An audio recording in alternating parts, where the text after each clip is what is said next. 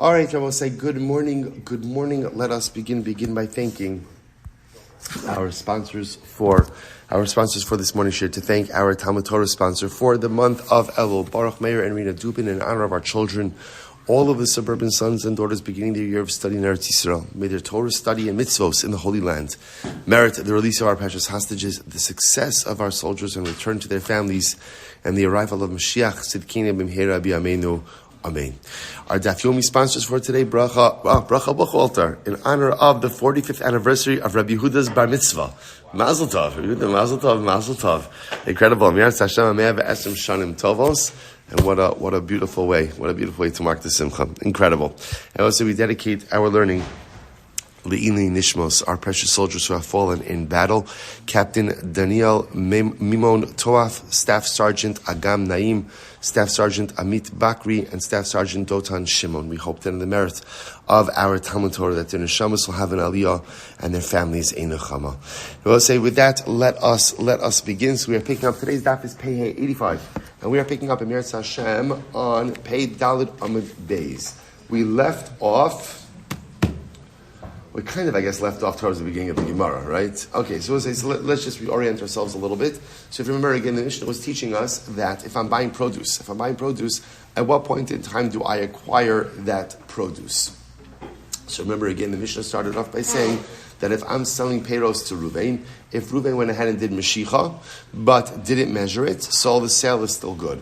Conversely, if he went ahead and measured it but didn't do Mashiach, the sale is not good. If Reuven is a smart guy, what he can do is rent space from me, right, in the area where I'm going ahead and selling him the property, or selling him the merchandise, and he could acquire it like that. Okay, so we'll say, so now let's just pick up from the Gemara quickly, it'll go fast. I'm Rabasi, I'm Rabbi Yochanan. So what's Rabasi says in the name of Rabbi Yochanan, a very interesting case. So let's say again, I'm selling Reuven produce. So what happens? Reuven goes ahead and we measure it, and we leave it on a simta. So remember again, simta also we've spoken about. What is a simta? Simta is like is an alleyway. Not an alleyway.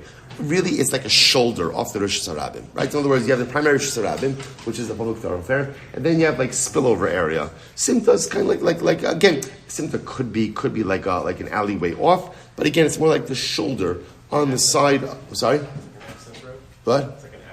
Yeah, access. Somebody came over to have to Shin gave me a good name for it yesterday. Alcove? Isn't an alcove a closet? No? Shmuel? Alcove is a closet, right? Today's down. We have mumcha, right? So nice.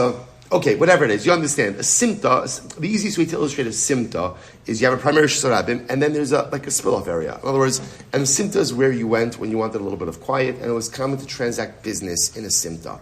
Shabasi says like this: I'm selling Reuven produce. So what happens? Madad, I measure it out, and I put it down in the simta. Reuven is kona it. Now, Rabbi Asi's logic is like this. Rabbi Asi's logic is like this: that a simta essentially could act as private rishos. That's the way simta works.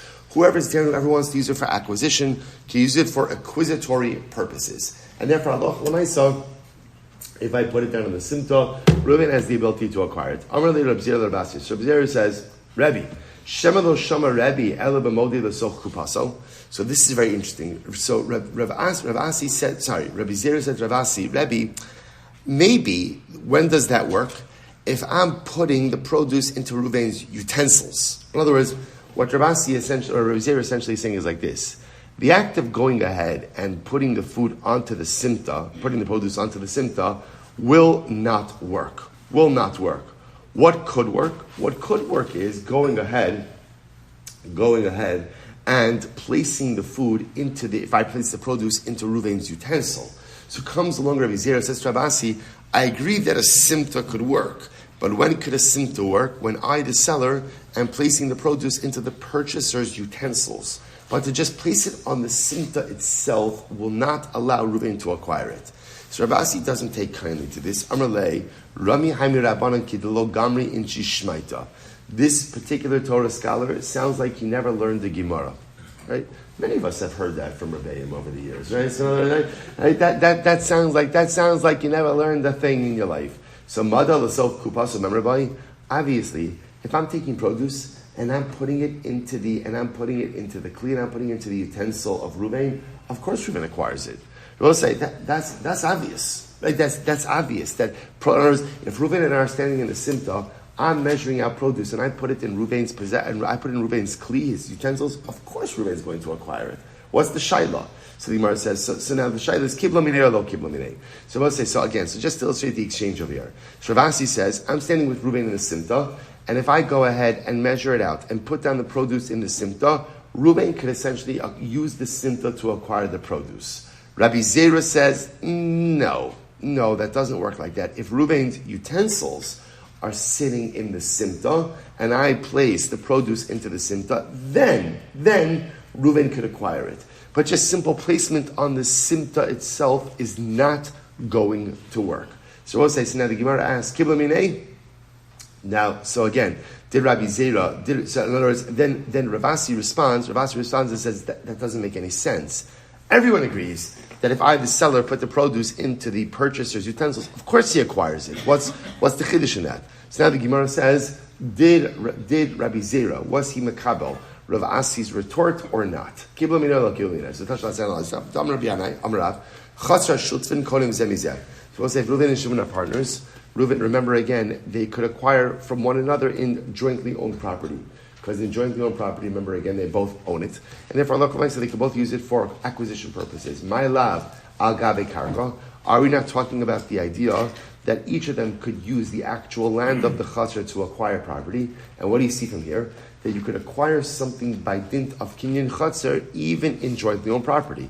Or I will say, well, the pashtos, that would apply to a simta as well, because the simta almost has the status of chatzar shutzvin. So the Gemara says, no.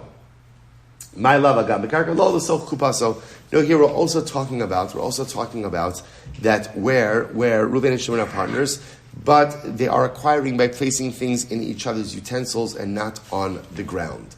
To which the Gemara says, how can I mistaber? This would seem to be clear. Rabbi Yochanan, madad v'niach agave simta lo kana. That in fact, again, Rabbi said, listen to this. Rabbi Yochanan is on record as saying that if you measure something out and place it on the simta, the purchaser cannot acquire it from the simta. Sa'ai kashina hadadi, contradict each other, because beforehand we said that a simta does work, now we're saying a simta doesn't work. Alav shmamina, kan modi v'soch kupaso, kan modi agave karka. So what do you see from here? Two different rulings. When do we say that a simta can acquire? When can it acquire? When the seller is purchasing, is placing the item into the utensils of the purchaser. The purchaser's items are sitting where? In the simta, right? That's when it works. But to just place items, when the seller just places the produce onto the simta itself, that is not going to work. What do you see from here? You see from here that Rabbi Zera is right.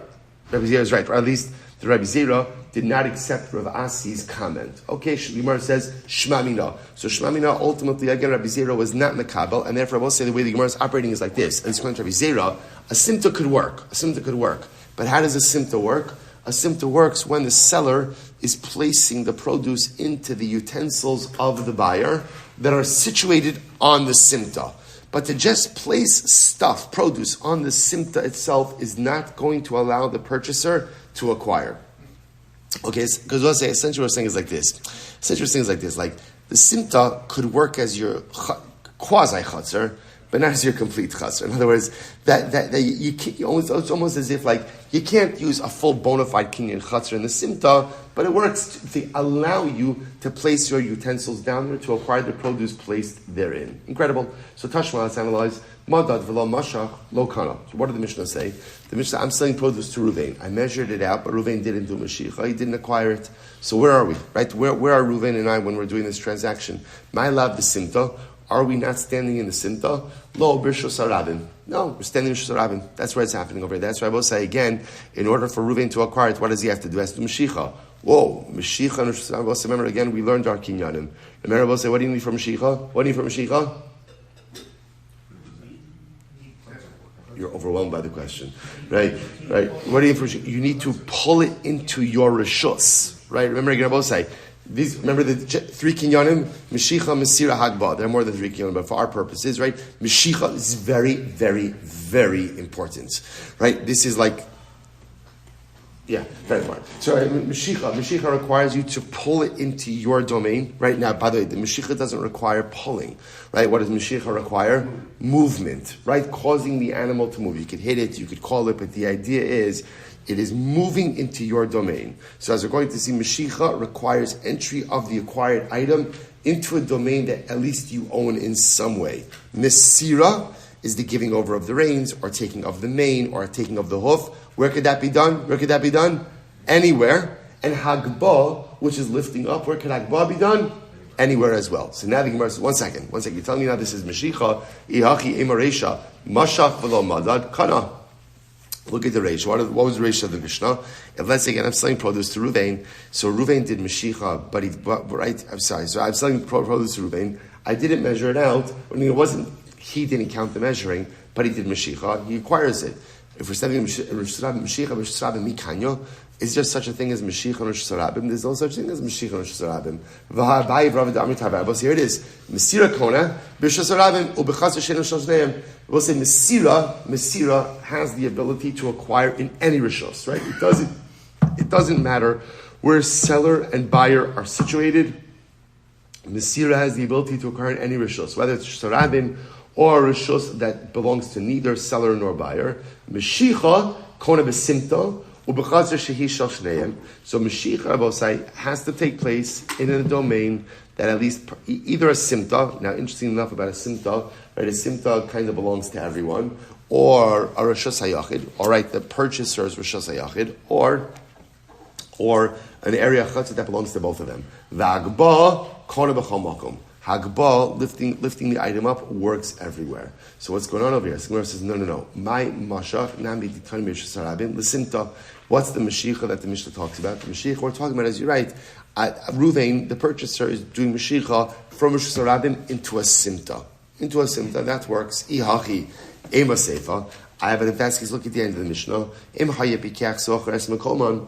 If Ruvain is a smart guy, what will he do while he's acquiring the produce from me? He'll rent the area that we're currently standing on, and that way he could acquire the produce through a kinyan chotzer. V'ibirshus harabim miman agar. But if we're standing in Rosh Hashanah, who is he acquiring it from? Who are you renting space from? If we're in Rosh Hashanah, to which one it means to say, v'imbirshus bailim hi im haya pikeach sochras mekom. What it means to say is like this: if it turns out that I'm selling Ruvain produce and we're standing in my chotzer, if Reuben is a smart guy and wants to acquire the produce immediately, what should he do? Rent a little dalet amis, rent a little space from me, and this way again, he'll be able to acquire the produce immediately. Fine. So what's Rabbi Shmuel Silber? So we'll say, so now, just to highlight what's over here. So now, we're going to have a lot of open-ended items today, right? So just keep them in mind. So number one, how does a simta acquire? So here's what we know.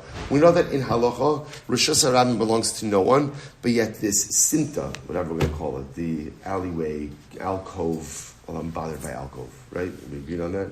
No? Alcove, right? Good. Alcove, bypass road, access road, shoulder, spillover area. You understand the imagery of it, right? Simta belongs to everyone. The shaila is, and therefore everyone could utilize that almost like as their own rishos.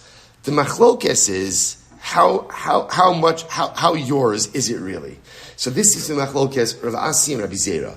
Rav Asi says that literally it's mine to the point that it operates like my own chazer. So if I'm buying something, the seller could put the object down on the simta in front of me, and I could acquire that object by dint of the item being on the simta.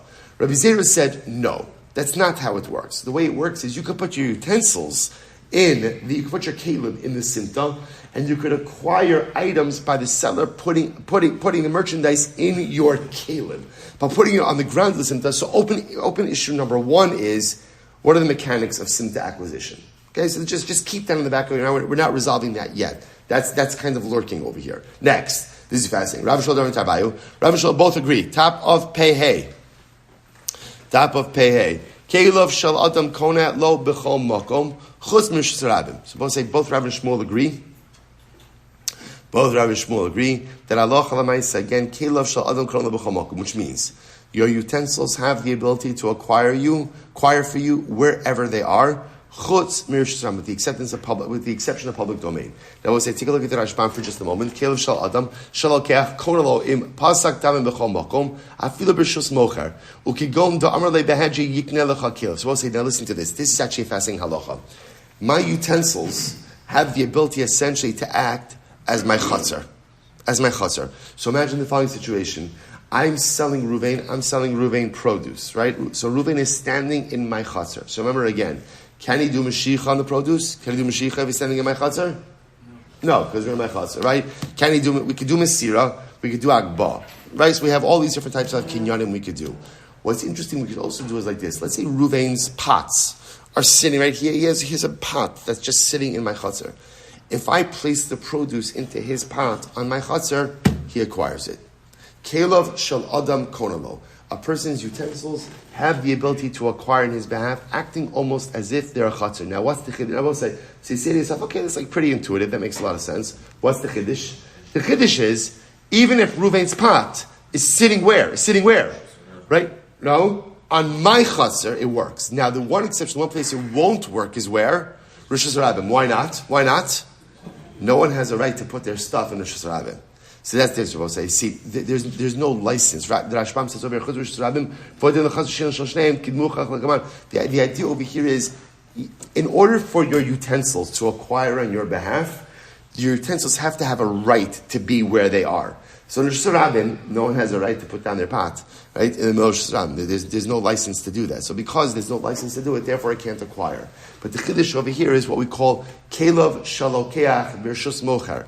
Even if the utensils of the purchaser are in the domain of the seller, they work to acquire with the exception of Rishus Harabim. That's Rabbi Shmuel.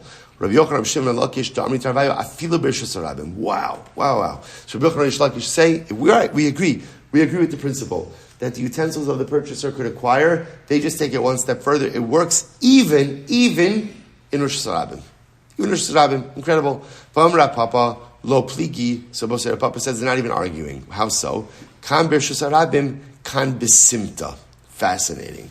I will say when Rabbi Yochanan and Reish Lakish say that it works in Rishus Harabim, they don't really mean like real Rishus Harabim. Rather, what do they mean? Right? Rishus Harabim law. Right? What's right? What's little Rishus Harabim? Right? Simta. That it works in the Simta. So I'll say, so therefore again, interestingly enough, everyone is really agreeing that Kelov Shalokeach, utensils of the purchaser, could help to acquire on behalf of the purchaser when they're either in the seller's domain, right? But if they're in real Rishus Harabim, it doesn't work.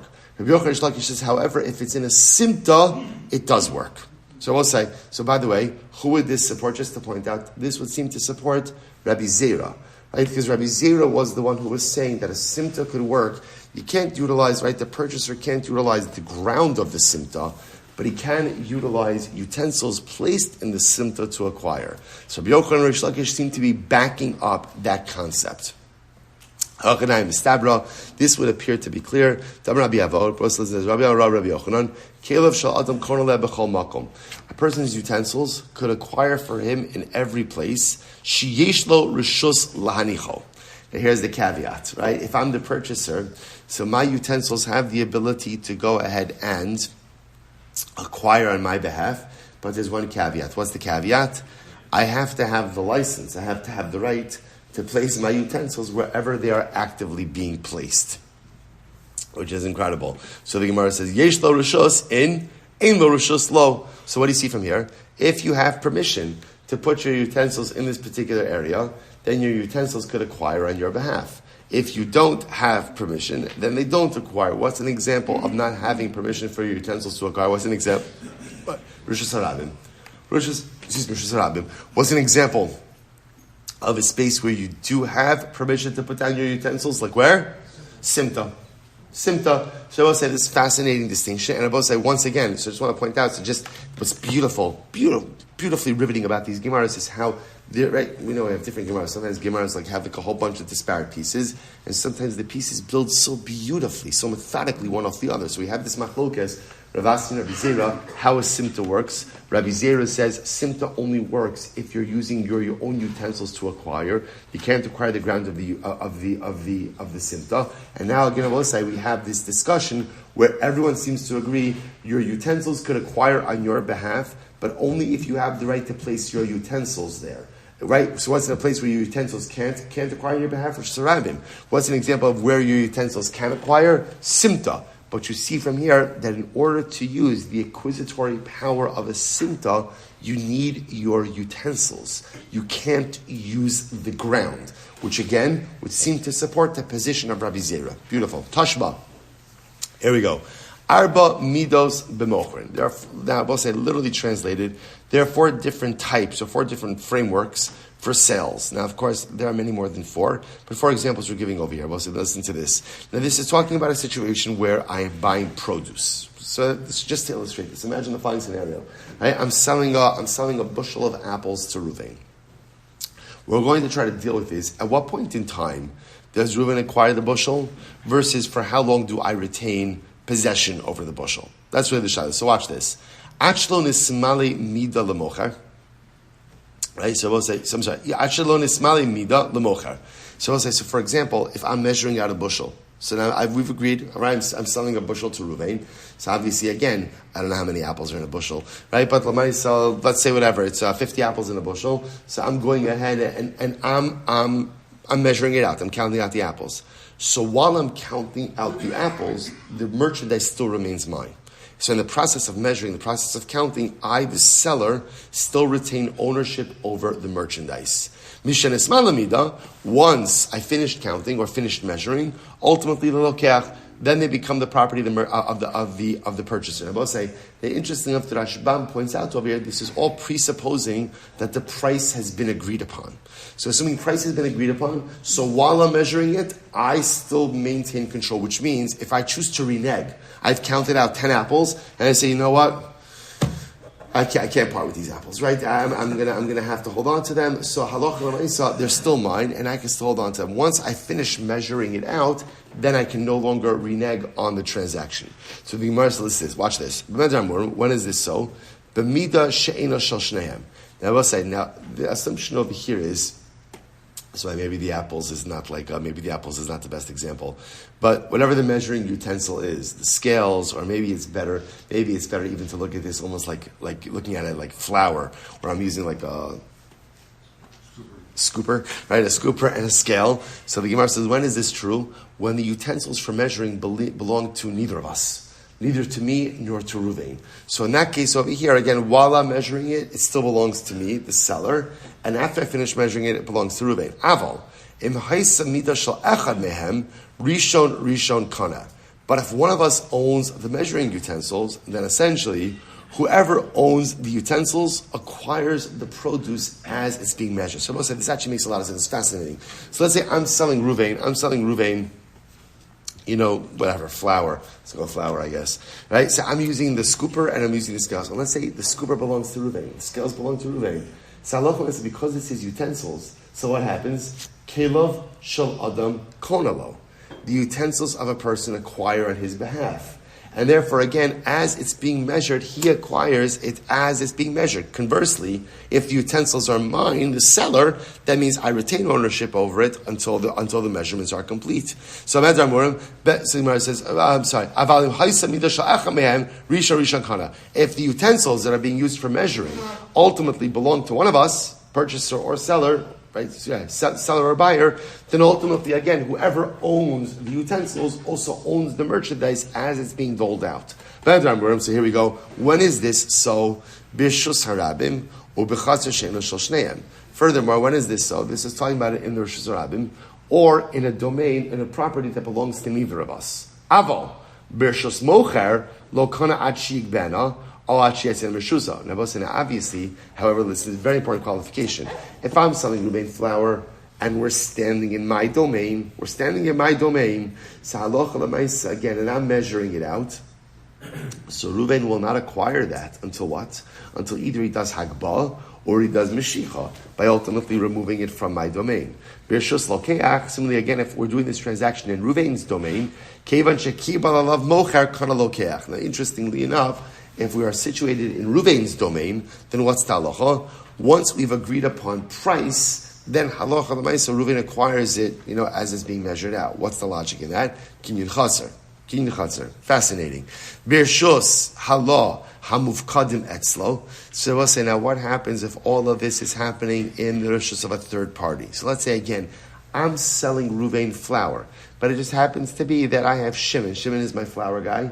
Right? So I have all my flour being deposited. I have all my flour deposited with him. So we're doing this entire transaction in Shimon's domain. Birshus Halo Hamufkadim Etzlo Lokana Ad Sheyikabel Alav O Ad Sheyiskar Es Mikoman.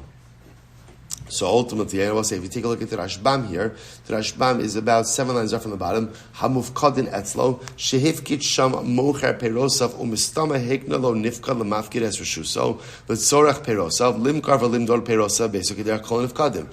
Now, the assumption that the halacha is working on over here is because I deposit my flour with Shimon, and Shimon knows I'm going to do business with this flour, that almost as if Shimon allows me usage of his property in certain ways in order to transact business. So now if I'm doing this deal with Ruvain in Shimon's property, so then what's the halacha? Look at the next Rashbam. Achi kabel alav nifgad b'mitzvos mafkid liyachi lo reshus lelokeach liknos peros ba'asher hu sham o sheyiskar. So we'll say in this case over here, if let's say now I'm selling to Ruvain the flour, but we're in the property of Shimon. Shimon is my guy. He's the guy who watches my flour. So either upon my instruction to Shimon, or if Shimon actively rents space to Ruvain, then Ruvain could acquire even in the reshus of Shimon. So let's just read that inside. Birshus halam uvkadim etzlo. But if Ruvain and I are in the reshus of Shimon, the guy who's in possession of my flour, lo kana ad sheyikabel alav o ad sheyiskor es mikoman. Ultimately, again, he's not makabel until he accepts it upon himself, or when Shimon goes ahead and rents out space to Ruvain. Fine. Shabbosai. So, out of all of this, what do we? It's fascinating, but how does this relate to our previously discussed topics? Here we go. Katani miha b'reshus harabim u'b'chatzar she'ena shel shnehem. Shabbosai. Interestingly enough, if you noticed, by the way, that one of the things that we spoke about was as follows: that if we're using measuring utensils that belong to me or Ruvain, so whoever is measuring utensils we are, that's who establishes ownership of the produce as it's being measured out. Then the Gemara says, when is that true? When the transaction is taking place in Reshus Harabim or in a domain that does not belong to either of us. What is the example of a domain that does not belong to either of us? Katani b'Reshus Harabim or b'Chazer she'en shel shnei. I will say Amud Beis. My love b'Reshus Harabim mamish. So I will say, what is the example of a domain that belongs to neither of us? What is that referring to? Are we not talking about again, or I should say, Reshus Harabim? What type of Reshus Harabim are we referring to? Is that not a Reshus Harabim mamish, an actual Reshus Harabim? Lo simta. Right? The Gemara says, no, it refers to a simta. Now take a look at the top Rashbam on 85b. My love Reshus Harabim mamish. V'afilu hachi katani timhaisa mida shel echad mehem Rishon kana. So we'll say, so just to point out what's happening over here. Right? What did the Brisa say? The Brisa spoke about a number of different ways that I'm selling Ruvain produce, different ways that I could frame that transaction, and different types of utensils that I could use. So one of the things that the Brisa said was like this, that one of the things that could determine ownership is what? Whose utensil is being used. So I'm selling Ruvain flour, so one of the things that the Brisa said was, it depends whose scooper or whose scales, really let's focus on the scooper, is being used to measure out the produce. If it's my scooper, then I, the seller, retain ownership over it until everything is fully measured out. If it's Ruvain, the buyer's scooper, then what? He acquires it as it's being scooped out. The Gemara says, now that works, we'll call it the utensil metric, works when what? When we're in Reshus Harabim or in a domain that doesn't belong to either of us. Because remember, I'm going to both say, if we're in my domain, the seller's domain, then obviously I'm retaining ownership over all of us until I actively convey it over to Ruvain. And if we're in Ruvain's domain, then Ruvain could be acquiring this each scoop because of Kinyan Chatzar. So when does ownership of the utensil determine who's owning the scooped out produce? That's only if we're standing in Reshus Harabim. So I will say, that's very interesting. Because what does that essentially say? That says that your utensils have the ability to acquire on your behalf even where? Even Reshus Harabim. And we just said on the top of Amud Aleph that everyone, Rabbi Shmuel and Rabbi Yochanan Shlakish, everyone agrees with the concept of Kelev Shal Adam Koralo, your utensils could acquire for you. Everyone agrees with that concept, and everyone also agrees that what? It doesn't work in Rishus Harabim. The most it works with is where? Simta. And yet here it seems to indicate that your utensils could acquire on your behalf literally even in Rishus Harabim. Even in Rishus Harabim. So what's going on over here? To which the Gemara says, no, don't get all excited. The Gemara says, my love, top line of 85b. My love, Rishus Harabim mamish. Are we not talking about an actual case of Rishus Harabim? And we're saying over that your utensils could acquire for Rishus Harabim? No. Low simta. We're talking about a simta. We're not talking about Rishus Harabim. Rather, again, we're talking about the other way alcove access road, right shoulder. Right? We're talking about, again, that secondary area where halacha l'maisa, again, everyone agrees it could acquire. So we'll say, so interestingly enough, the Gemara says, well, let's finish. I dumya the chatzer she'ena shel shteim katani. But 1 second, but it compared the Rishus Harabim that we're talking about to a chatzor that belongs to neither of them. Right? So here's what's interesting. So a simta is not really like a chatzor she'ena shel shneim. Rather, what is a simta? It belongs to everyone. In other words, the simta is the chatzor shel kulam, right? It belongs to everyone. So what's going on over here? So the Gemara says, no. My chatzor she'ena shel shneim. What does it mean when it's like a chatzor that doesn't belong to anyone? So the Gemara says, my chatzor she'enam shel shneim nami delo dahai kula v'lo dahai kula ela detarvayhu. So we'll say what it means is like this. In that respect, a simta is like a chatzor that belongs to no one. Why? Because it belongs exclusively to no one. Just like a chatzor she'ena shel shneim doesn't belong exclusively to any of them. So to a simta does not belong exclusively to any one party. So we'll say. So interestingly enough. So we're gonna pause here for just a moment. So it seems like now again we'll have to see. We'll see the Rambam tomorrow, but it seems like based on where we're holding over here is as follows. So let's work ourselves backwards. Everyone is agreeing with the principle that kelav shel adam konala b'chol makom, that a person's utensils have the ability to acquire on his behalf wherever he is. Right? Right? Or I should say, not wherever he is. In any place. We qualify that ruling, right? And say, okay, b'chol makom doesn't mean b'chol makom. Everyone agrees, where doesn't it acquire? Rishus Harabim, right? What's the logic behind that? Because you don't have a right to put down your kelim there. So if you don't have a right to put down your kelim there, then of course it's not going to acquire on your behalf. Where does it work? In a simta. So we'll say that's where it seems to work. Now again, so therefore, my utensils have the ability to acquire for me in any place, except for Rishus Harabim, but does work in a simta. Loop that back. We had a fundamental machlokes. How does simta work? Ravasi says a simta could acquire almost literally like my chatzar. And the same way that if you walk into my chatzar and you put something down in my chatzar, in my courtyard, my property acquires it from me on my behalf. Ravasi says simta works the same exact way. Simta could acquire on your behalf. Rabbi Zera said no. Rabbi Zera said a simta could work if your utensils are positioned on the simta, right? But a simta will not work literally as your chatzar that the simta itself could acquire, but your utensils on the simta can acquire. So I will say, so it sounds like based on everything we've seen, that the halacha is going to be like Rabbi Zera. So a simta works to acquire through your utensils, right? Because kelav shel adam konala b'chol makom, except for Rishus Harabim. Okay, beautiful. Now again, whether or not all of that is going to be halachically true, we're going to have to come around to tomorrow. But that seems to be where we're headed with all this. To which now the Gemara introduces a fascinating shaila. Both I pay so good. Pei hey. I both say, it's beautiful, right? Daf pei hey, peh. Right, the mouth. So if you think about it, what's so beautiful more than anything? What gives us a mouth? What gives us a voice in life? It's Torah. It's Torah, right? Torah gives us life. Torah allows me to open my mouth. Torah allows me to be filled with wisdom. So incredible. And when you see these Gemaras that fit so beautifully together and everything builds on it, and I feel like I'm like, so you know how like, I don't know what you call it, but you know how they have this type of art, where like, you see, it's like where like the artist starts like in the middle, right? In the middle, like makes like a little dab of the paint, and then I'm sorry.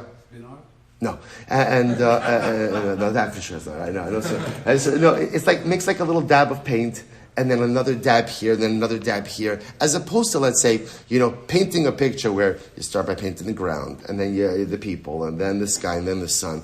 It's like a little dab of art over here, then another dab of art over here, then it connects over here, connects over here, connects over here, and you have no idea where the painting is going, right? They often do it like by finger, like the smearing the thing here, smearing the thing there, and like as it's going on, you have absolutely no idea what it is that's unfolding, and every little dab and every little movement of the brush or the finger creates a different piece, and then like at the end of it, you're like, wow, and then you go back and you see how every little thing that didn't look coherent formed the beautiful part of the tapestry. So much of that is Gemara.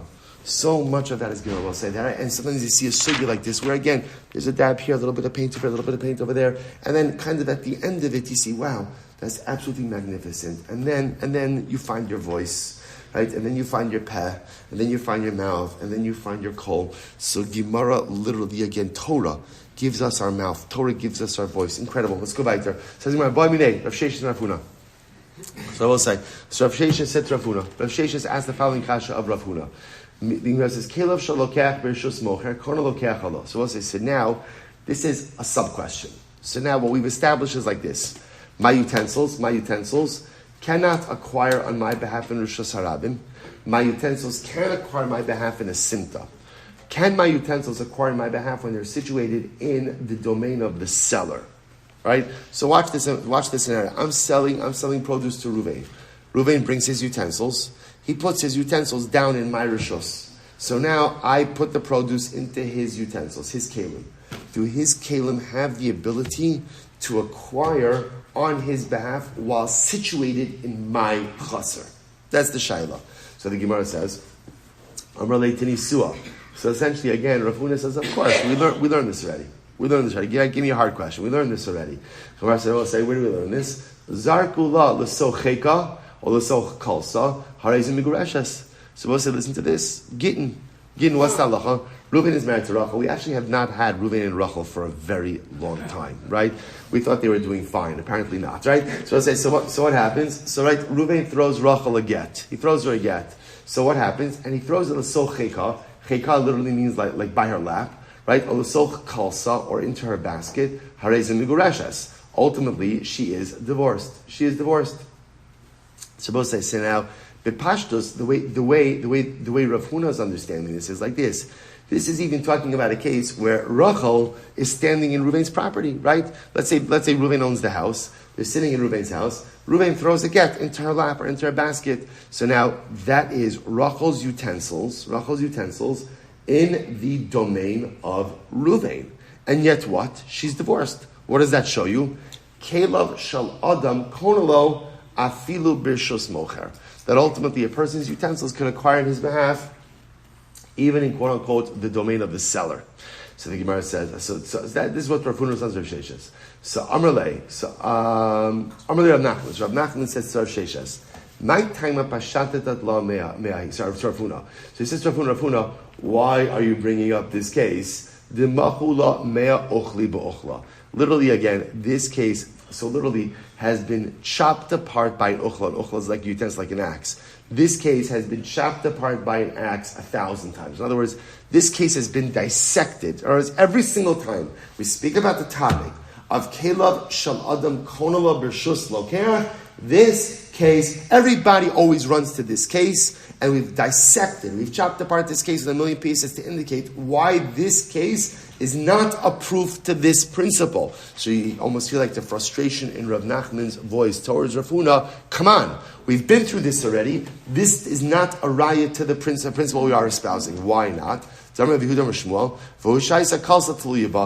the case of the basket could be a basket is suspended from Rachel. So this is not a case of Kelev shel lokeach b'rishus mocher. Why? Because since the basket is suspended, is attached to Rachel, the basket is considered to be part of what? Part of what? Part of her person. Part of her. And therefore, again, throwing the get into her basket is not the equivalent of throwing it into her utensils. But Shlagish says, Kshura, avapi she'enetliyah. So we'll say, Rabbi Yehuda's interpretation, Rabbi Shmuel, was that it's literally attached and like hanging down from her. So it's not even resting on the ground. Reish Lakish says, even if it is resting on the ground, if it's attached to her, if it's tied to her, literally like she's wearing the basket, right? If it's attached to her, then Lamaisa, again, that's considered to be her person. So this is not a case of Kelev Shalokech Rishos Mocher. Ravadar Ava Amar Kigon Shaisa Kolsa Munachas La Ben Yirak Osel. What's the case? The case is where Rachel's sitting on the floor, and I will say, what's the like cross-legged, right? And the basket is sitting right by the space, right, where she's sitting cross-legged. So I'll say, so the assumption is when a person is sitting on the ground, the area that they occupy is theirs, right? Is theirs. The area that they occupy is theirs. So therefore, again, halacha l'maisa. So therefore, that could be the case where he's placing the basket, but everyone agrees that's her land. Mishar set it up as a case of where Ruvain is a basket salesman. Therefore what? There's baskets all over the place. And therefore Ruvain does not care if Rachel brings in a basket or not.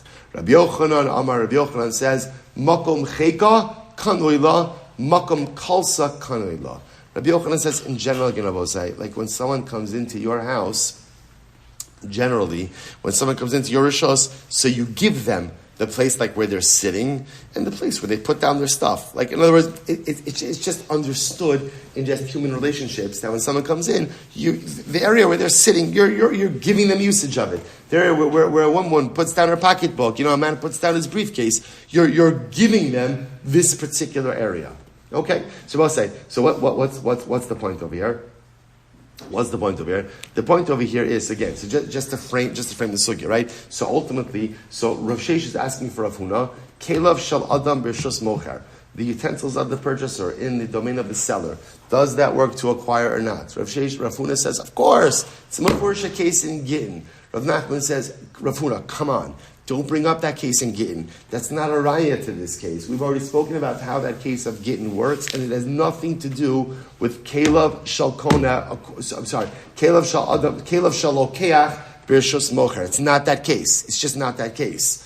To which the Gemara says, just as an aside, Amar Rav says, my time with Rabbi Yochanan. What's Rabbi Yochanan's logic, right? Because Rabbi Yochanan said that in general, a person gives over the place where another individual is sitting, or the place where they put down their bag. What's the logic? Because